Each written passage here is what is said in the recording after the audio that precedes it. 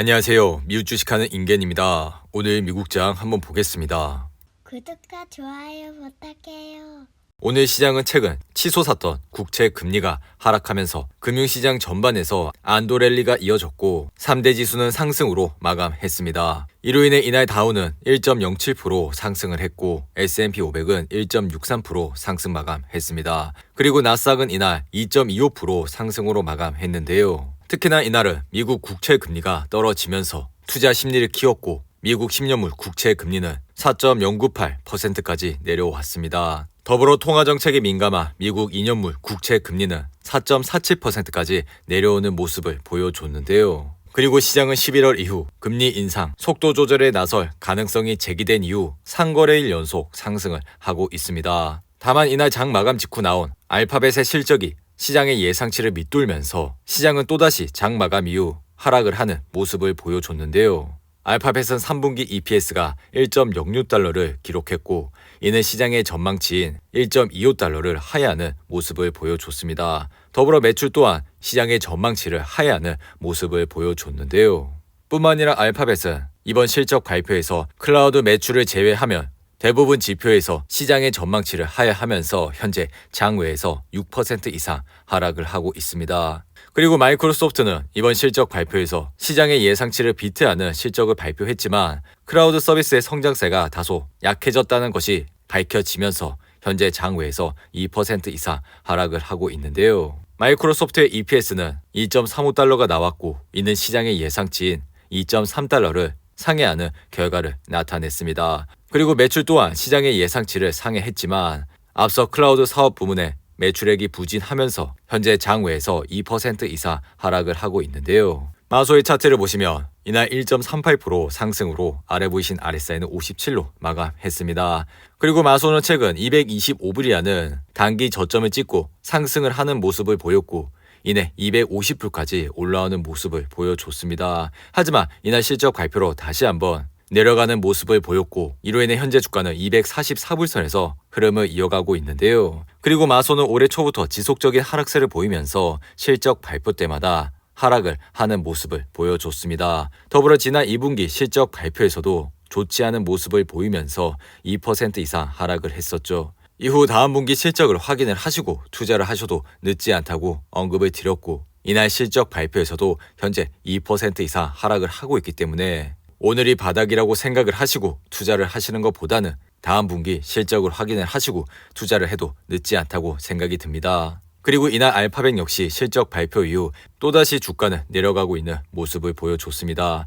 알파벳 역시 지난 2분기 실적 발표 때 2% 이상 하락을 하면서 좋지 않은 흐름세를 보였고 더불어 이날 3분기 실적 발표에서 주당 순이익이 시장의 예상치를 크게 하회하는 모습을 보여줬기 때문에 다음 실적을 확인을 하시고 투자를 하셔도 늦지 않다고 생각이 드는데요. 반면 코카콜라는 이날 시장의 예상치를 상회하는 실적을 발표한 이후 이날 2.4% 상승을 했습니다. 코카콜라의 차트를 보시면 이날 상승으로 아래 보이신 RSI는 59로 마감했는데요. 코카콜라 역시 최근 주가가 54불대까지 떨어지면서 좋지 않은 흐름세를 이어갔지만 이내 반등을 하면서 현재는 58불선에서 흐름을 이어가고 있습니다. 그리고 코카콜라의 주봉 차트를 보시면 121선을 찍으며 반등하는 모습을 지속적으로 보여주고 있고 이번 역시 121선을 찍자마자 반등을 하는 모습을 보여줬기 때문에 이러한 흐름세를 유심히 지켜보시고 투자를 해주시기 바라고요. 그리고 이날 GM 역시 시장의 예상치를 상회하면서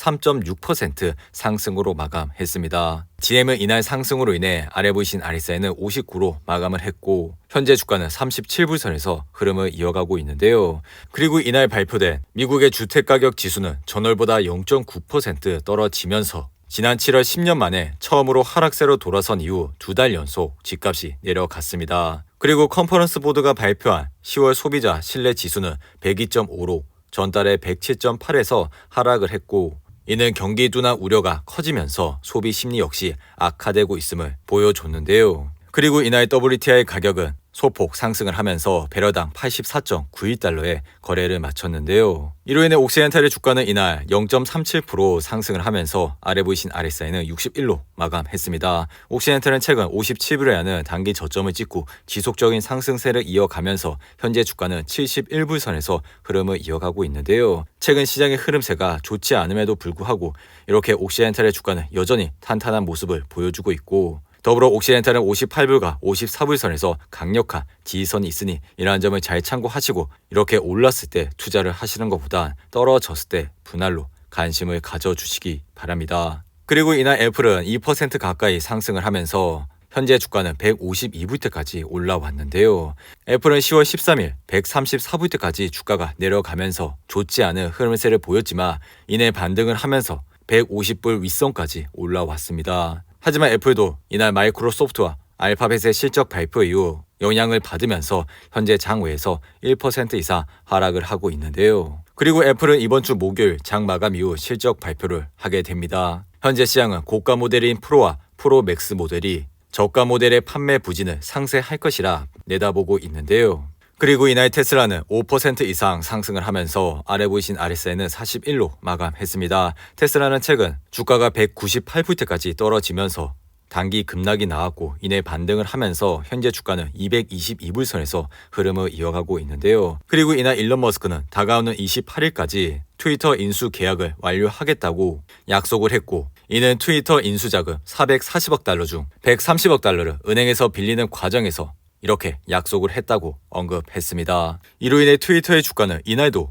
2% 이상 상승을 하면서 현재 주가는 52불 선에서 흐름을 이어가고 있는데요. 이로 인해 올해 4월 일론 머스크가 트위터를 인수하겠다고 발표한 직후 주가까지 다시 올라오는 모습을 보였고, 지난 7월 12일 저점인 34불 대비 현재 약 50% 가까이 올라온 모습을 보여주고 있습니다. 그리고 이날 3M 역시 실적 발표를 했고 시장의 예상치를 상회하는 결과를 냈지만 향후 가이던스를 하향 조정하면서 이날 강보합 상태로 마감을 했습니다. 반면 이날 업스타트는 주요 기관에서 언더퍼폼으로 하향 조정을 했지만 이날 12% 가까이 상승을 했는데요.